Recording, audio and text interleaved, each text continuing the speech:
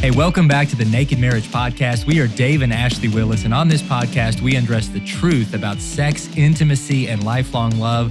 And today, we've got a steamy topic. Ashley is ready to dive in. Oh, behave, baby. So she's first, though, before we dive in, she's got a review that she's going to read. And thank you guys who are sharing these reviews. We read every one. It means a lot. So, sweetie, absolutely. Take the floor. All right, this is from Railbender, and it's entitled Settle, Sanctified, and Steamy, which I love. And this person says, great info and honest conversations about sex and marriage. Wish this would have been out there 30 years ago. Keep up the good work, Dave and Ashley. Thank you so much for that awesome review. We are so excited to dive into this episode, but before we do, here's a little information about our book. Hey guys, we want to let you know about a resource that we are so excited to share with you. It is our book. It's called The Naked Marriage. It's available as a paperback, an ebook, and an audiobook, which we narrated, which was a lot of fun. In The Naked Marriage book, we go back to the biblical truth of what marriage really is. And it's a naked marriage, one with transparency and honesty, one with sexual fulfillment, one where you're connected in every single way. And this book shares a lot of our own stories, our struggles, things that we've overcome. And we believe this book could make a huge difference in your marriage. That's right. So if you want to grow closer to your spouse than ever before, make sure you get a copy today, or you can listen to the audiobook. You just need to go to nakedmarriagebook.com. We did an episode a few weeks ago on fetishes and role-playing, and a lot of you guys listened to that. A lot of you were clearly interested in that. And even in that episode, we kind of promised a follow-up that was going to delve more into the fantasy side, which is separate from fetishes. Yes. And we're going to talk a lot today just about the emotional, about, here's $1 million question. I heard this old lady say this thing one time, and it was a little bit crude, but it also made me laugh. And she was talking about kind of her philosophy with her husband. I can't even remember the context of where I heard this story. But she said, if I remember right, I don't care where he gets lathered up as long as he comes home for a shave. Oh my goodness. And she was basically saying, I don't care where he gets turned on as long as he's only having sex with me. And it was funny, but then I thought, what? I don't know. It's not right. I'm saying it's right. That's not the correct approach, because the truth is, if we're getting turned on, if we're having all these fantasies that have nothing to do with our spouse, and then we're just coming home to essentially act out those fantasies with, whatever warm body happens to be at home, then we're not loving our spouse. We're not connecting with them physically, emotionally, spiritually, with the oneness and monogamy that we're called to have. God calls us to monogamy that's not only physical, but mental. And Jesus talked about the dangers of lust. There's a lot in Scripture about this. Right. But at the same time, as long as all of your fantasies are focused on your spouse, then God gives us a ton of freedom in the bedroom to be able to have fun. So we've got to find this balance between realizing that the marriage bed is a safe place for us to be able to talk about our fantasies, and for us to be able to explore and be adventurous and be creative in the way that we express love and pleasure with one another. But at the same time, we can't let those fantasies be fueled by anything outside of outside of our spouse. So if we're, and I'll just kind of tee it up there, sweetie, and let you dive in, because there's a lot to talk about. Some of it's awkward, but all of it is. We're going to go there. We're going to go there. We're just going to go there. And you're going to have the old lady and the lather shave thing in your mind the rest of the day. Oh, gosh. Yeah. Well, he talked about how there's Bible verses about this, and probably the most pointed one that talks specifically about anything related to fantasy is Matthew 5:28. It says, "But I tell you that anyone who looks at a woman lustfully has already committed adultery with her in his heart." Now, he's specifically talking to men, in this setting, but it goes the same, for women. If they're looking at men lustfully, they're committing adultery with him in her heart. And I think if you really look at this verse, it's talking about our eyes first and foremost, how we need to guard our eyes, because you're looking and then you're lusting, and then it goes in your mind. And then it goes from your mind to your heart. And that's why this is dangerous, because we think that looking is just something that is harmless. And we even think that, flirtation is harmless. It's not like I'm having sex with that person. But it's really dangerous, because what ends up happening is that person kind of wiggles their way into our heart, because we don't have boundaries in place. And before you know it, we have this place in our heart for this other person that is not our spouse. And they are not supposed to be there. We've committed our heart to our spouse. We've said, I'm going to love you for a lifetime. I'm going to be committed to you for a lifetime. And when it comes to sex specifically, as defined in God's word, sex is specifically for, a married couple, a man and a woman, and there's not supposed to be other people, in that covenant, especially in the marriage bed.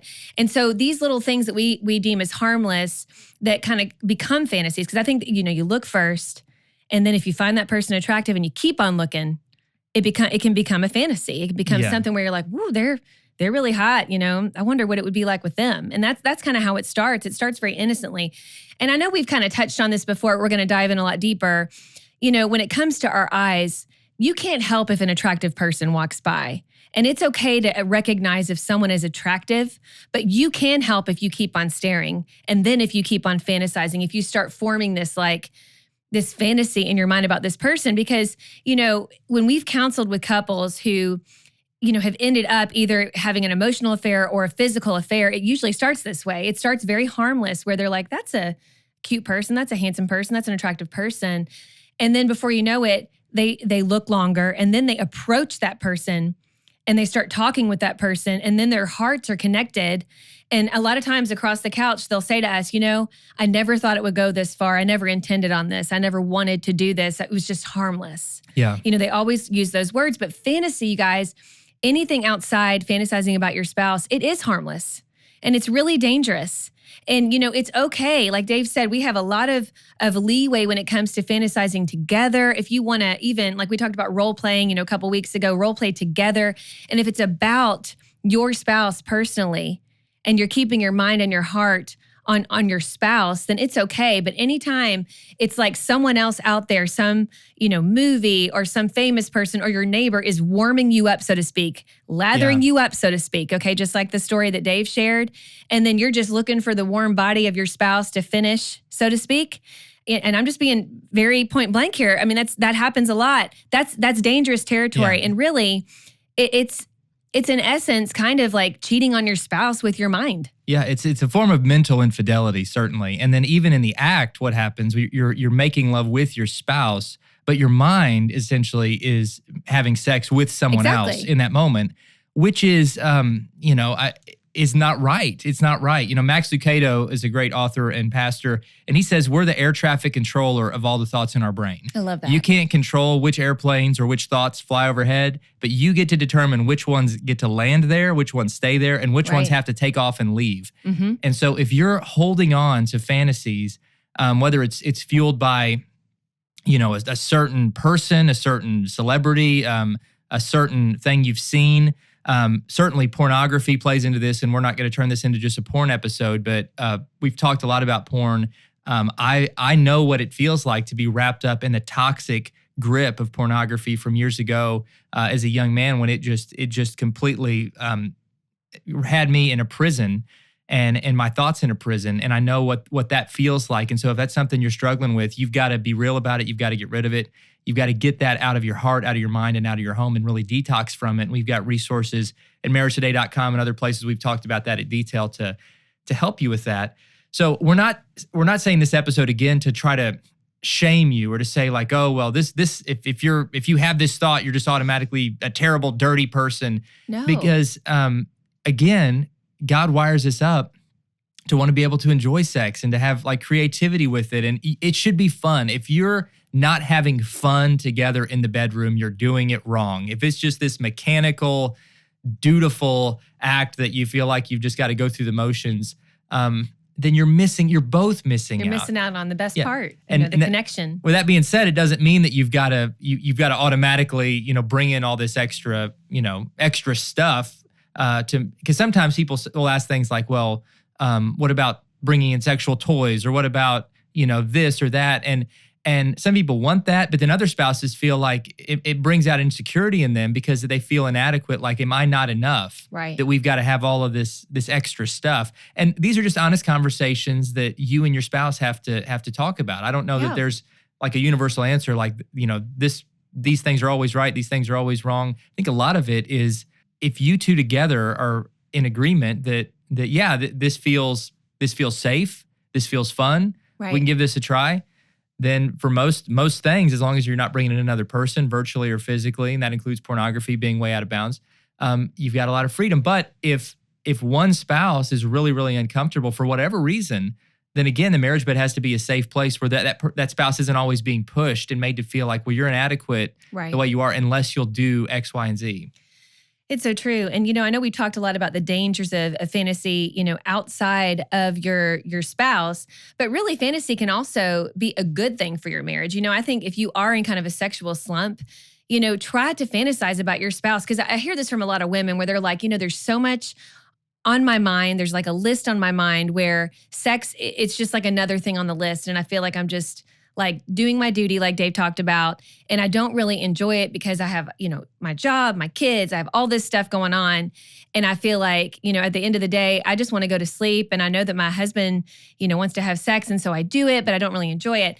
And I want to encourage you in this. I think a lot of women especially can relate to this, and maybe even some men. I think, again, this is not just like a gender specific issue. But, if you can kind of get yourself to kind of mentally take sex off that list, because I know we all have that list going on in our mind. Ladies, you know what I'm talking about. Take it off the list. And I would say mark on the calendar when you and your spouse are going to have sex.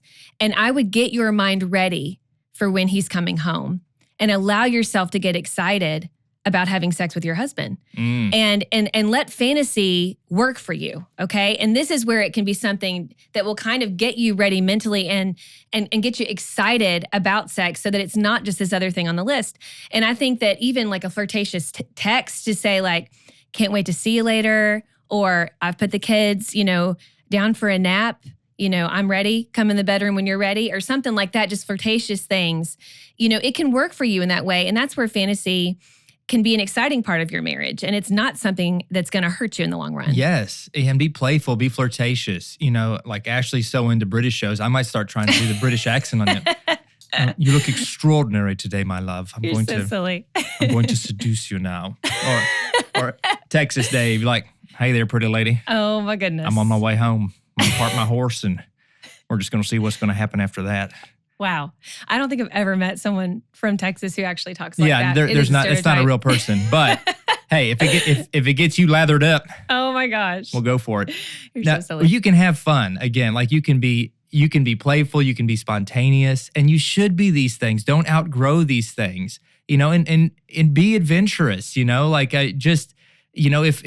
if your husband's like super into like sexy lingerie, surprise him with just walking out wearing that, and that's going to make his day. Like, if your wife is like, into whatever she's into, then do that. I don't know what lingerie equivalent is for a man, but we also have to be careful where this leads. I was counseling with a couple one time where fantasy actually led them down to some really dark places. Oh yeah. And it ultimately ended their relationship because it all just became kind of the next sexual high. And the fantasies very quickly rolled out of control to a lot of these unhealthy things. So sitting down with this couple, they were part of our church. And, at first, like she kind of had this celebrity fantasy. And there was one celebrity in particular that she just kind of was drawn to. Fixated on. Yeah. And she wanted she wanted her husband to grow his hair out like, this guy and to look like this guy and for that to be kind of part of their fantasy, which already is out of bounds because she's like essentially making love in her mind to this celebrity. Like, and I her want you to husband's become this person. Yeah. Right. And then she, started getting into like wanted to be like hurt during sex. And it went from just liking kind of aggressive lovemaking to wanting to be choked and wanting to be hurt, and getting really, really aggressive to the point where he was uncomfortable, felt like this just doesn't feel right. I mean, I'm literally hurting you, but she was turned on by it. And then he started wanting these fantasies. It was almost like, well, I'll do this for you if you'll do this for me. And it went to the point where not even about each other. He actually wanted her to be part of a threesome. And he confessed that this was, a fantasy of his, which of course had been fueled by pornography. And he thought it was kind of like the holy grail of the sexual experience is, having an orgy. And I'm listening to them talk and realizing just how far out of control and how much. It's never good enough. It's never good enough, right? It's always got to be something else. And there's never, I think our sex life and our marriage, we should always have contentment We don't have to be complacent, which means we're always looking to improve every part of our relationship, including our sex life. But all along the way, we have to be content with living within God's boundaries and living within the exclusivity of what marriage, the covenant of marriage, the sacredness of marriage is meant to be. And if the marriage bed is going to be kept safe and pure, we can't let our minds and our bodies go to these other places. Their relationship ultimately ended in an ugly way because it wasn't about the covenant anymore. It was just about the next high, the next sexual fix. And essentially they were acting like two drug addicts just using each other to get their next fix. Right. And it wasn't about love anymore. It wasn't about anything except their own selfish desires and their ever-evolving desires, which were becoming more and more reckless. And so if you find yourself kind of on that path where you're pushing for something in the marriage that if you really took a step back and looked at it, you would say, you know what, I don't think this is ultimately going to bring us closer together. Right. I think that this could ultimately hurt us. So I need to take a step back. You just got to be vigilant about those kind of things, because one little step at a time, this couple who never thought their relationship would end went to some really, really dark places, and they didn't recognize it as darkness. And so they didn't repent, which means turning from the wrong way, turning back to God's way. And maybe your situation isn't that extreme. Maybe it's more extreme. Right. But whatever your situation is, I think that we've got to first and foremost say, if we've got to have our hearts right with each other and right with God for every aspect of our marriage, including our sex life, to be all it can be. It's so true. And I think where this can get really dangerous, and we kind of touched on this, but I want to go into more detail, is if you find yourself really drawn to another person in your life that is not your spouse, and you have these conversations with them. Maybe you're looking at pictures of them on Facebook and you're kind of fixated on them, like this woman was with this celebrity. And what you do is you spend as much time with this person as possible, and then you come home to your spouse and you have sex with them. That really is using your spouse. And in the same way, like maybe you're even having like sexual dreams about this person, and then you wake up and you ask your spouse to have sex with you to fulfill, to kind of fulfill those desires. It's using your spouse. And so like if you do have this issue, I would just challenge you right now. I mean, I hope this is a wake-up call from the Lord saying, listen, you need to turn, you need to repent from this. This is really dangerous territory. You haven't necessarily maybe slept with this person yet, but really, like Dave said, these things will take you farther than you ever thought you would go. And it's just going to keep on, your mind and your body are going to keep on wanting more and more and more because you're fixating sexually on this person. And so I would challenge you to distance yourself from this person. I would unfriend them. They're not going to get a notification that you unfriended them, but unfriend them. Stop looking up their page on Facebook and focusing on them. I would distance yourself from conversations with them at work or in your neighborhood or wherever you find this person in your life. And I would start focusing on your spouse. Focus on your spouse, pour into your marriage, because the truth is, the more we fixate on someone outside our marriage, the less we're focusing on our spouse and our relationship with our spouse. And so you're not leaving room for your marriage to grow because you're over here kind of just fixating on this other person and fantasizing about this other person. And so that kind of desire grows with that person, and your desire for your spouse lessens. And so this is a wake-up call for anybody who's in this kind of dynamic. I want you to know there is hope. You're not doomed, but you need to turn away from this. Yes. And you might be asking, well, I don't know how to reprogram my brain and my eyes from the way that I've kind of done it, where I've gotten into this habit of checking out other people or watching TV, watching ads, watching certain shows, and really being drawn in and aroused by what I see.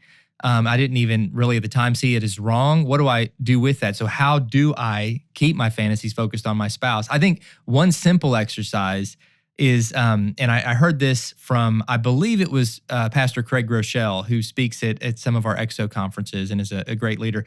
I believe I heard this from him, that he said, he had to train himself to turn his eyes away from kind of all of the different things out there in the world that would draw your eyes in and cause you to lust, whether it's a billboard, whether it's a lady working out at the gym who's, wearing tight clothing, that he just had to train himself to say, I'm going to turn my eyes every time I see that, and I'm going to let that be a trigger to remind me of my wife. And when I see any woman that's attractive, instead of just staring at her, I'm going to say to myself, that's not my wife.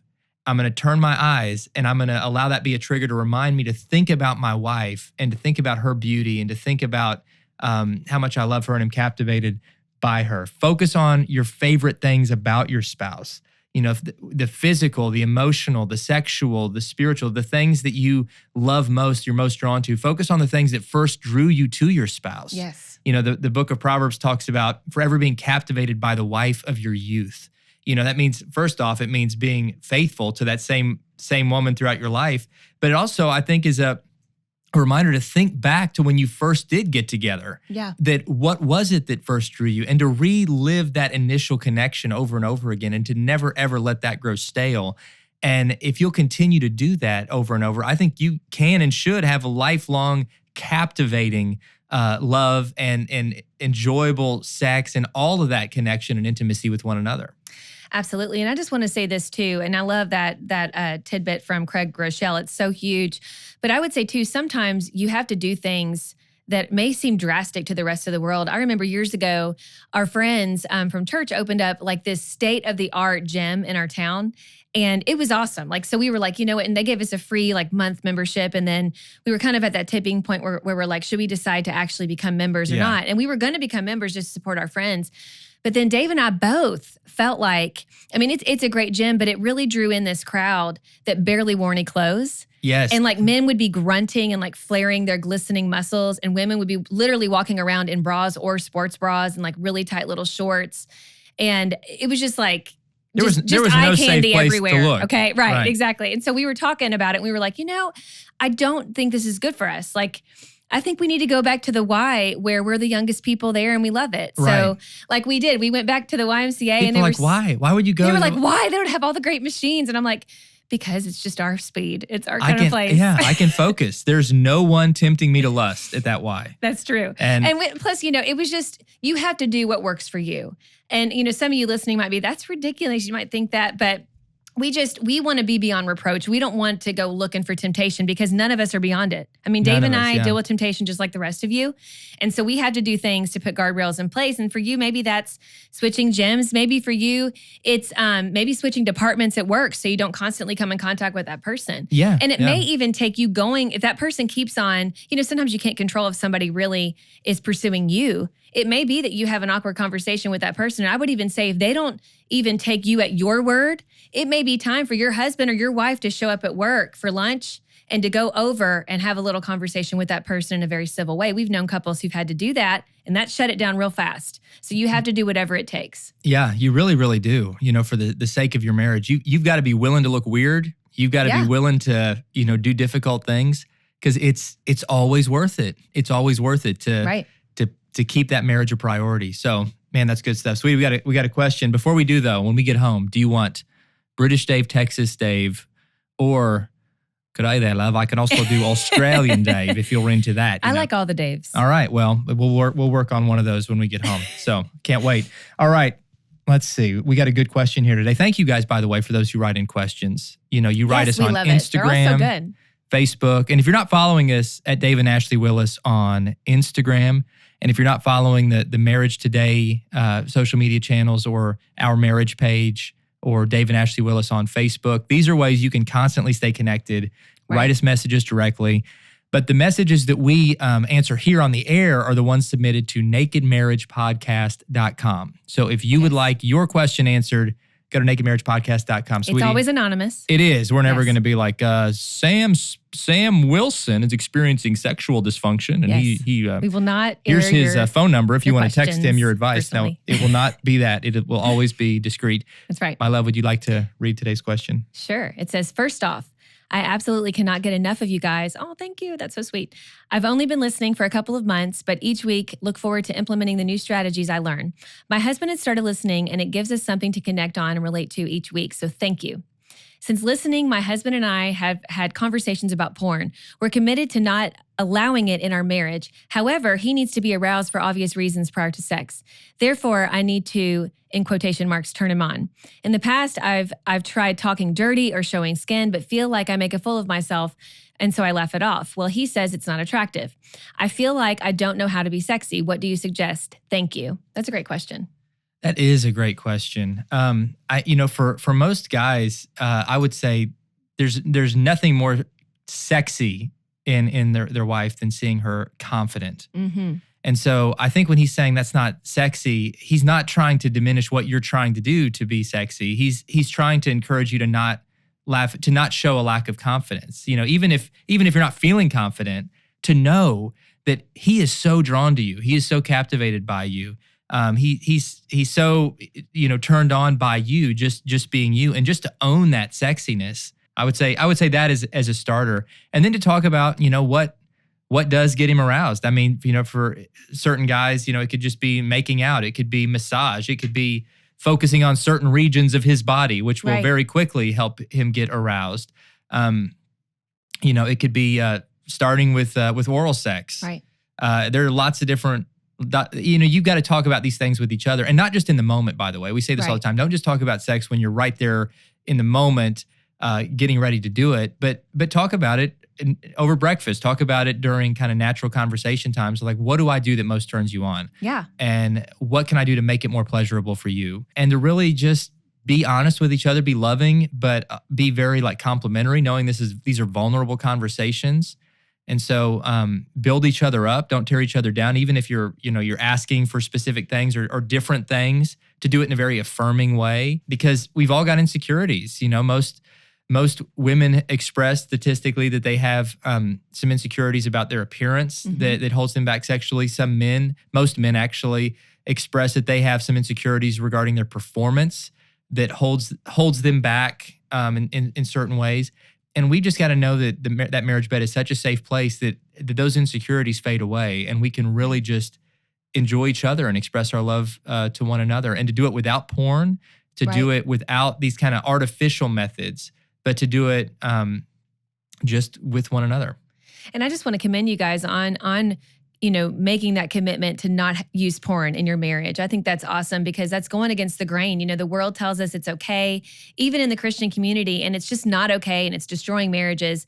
And that's, both the Christian researchers say it as well as secular researchers. So I commend you on that. And that is definitely moving your marriage in the right direction. But all those things Dave said, I think that will go a long way. And I think too, like I mentioned earlier, just flirtatious text, a phone call, saying how you're excited. I mean, I think a lot of it is just, it's getting your mind and your heart ready for the sexual experience.